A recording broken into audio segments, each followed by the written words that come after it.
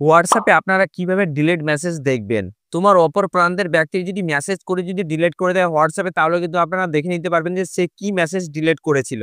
আপনাদেরকে কোনো app download করতে হবে না। আপনাদের ফোনের মধ্যে সেই সেটিংসটি আছে। শুধুমাত্র আপনাদেরকে অন করতে হবে। তারপর থেকে আপনারা যেই ডিলিট করুক যেকোনো মেসেজ আপনারা কিন্তু দেখে নিতে পারবেন। ওকে, তোমাদেরকে দেখানোর জন্য আমি দুটো ফোন নিয়ে নিয়েছি। নিয়ে নেওয়ার পর আমি দুটো ফোনে হোয়াটসঅ্যাপে ওপেন করলাম। ওকে, দুটো ফোন হোয়াটসঅ্যাপে ওপেন করার পর তাকে মেসেজ করে আমি একটা মেসেজ করছি। যেমন এখানে আমি যদি লিখি হাই। ওকে, দেখুন আরেকটি ফোনে চলে গেল কিন্তু হাই। এবার আমি যদি এখান থেকে যদি এই মেসেজটা ডিলিট করে দিই এইভাবে অল এভরিওয়ান যদি আমি করে দিই, দেখুন এখান থেকে কিন্তু মেসেজটা ডিলিট হয়ে গেল। সেটা আপনার সাথেও কিন্তু মেসেজটা এভাবে যে কেউ ডিলিট করে দিতে পারে। আপনি দেখার আগেই কিন্তু ডিলিট হয়ে যেতে পারে। তো এখন আপনি কি করবেন? একটা ছোট্ট সেটিংস অন করতে হবে। সেটা আপনাদের ফোনের মধ্যে আছে। ওকে, এবার আমি সেটিংসে চলে গেলাম। যাওয়ার পর এখানে আপনারা সার্চ করে লিখবেন নোটিফিকেশন হিস্টোরি। ওকে, এটা আপনারা সার্চ করে লেখার পর এটা সব ফোনেই আছে। শুধু আমার ফোনে না, আপনাদের ফোনেও আছে। এরপর আপনারা একবার ক্লিক করবেন। ক্লিক করে নেওয়ার পর এখানে দেখুন নোটিফিকেশন হিস্ট্রি আছে। এখানে আপনারা একবার ক্লিক করবেন।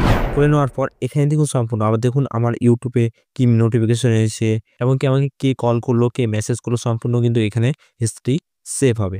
ওকে, আপনাদের দেখুন নোটিফিকেশন হিস্টরি এই আপনার সেটিংটা অনেকেরই অফ থাকবে। এটা আপনারা কিন্তু অবশ্যই অন করে রাখবেন।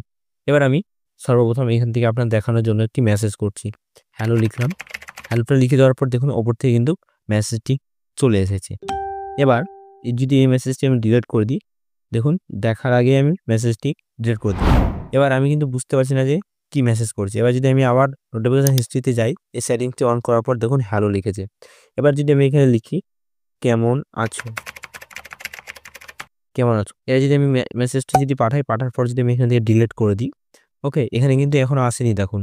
তো এবার আমি যদি মেসেজটি এখান থেকে ডিলিট করে দিই, ফর এভরিওয়ান করে দিলাম। দেখুন এখানে মেসেজটি সঙ্গে, সঙ্গে চলে আসলো যে কেমন আছো?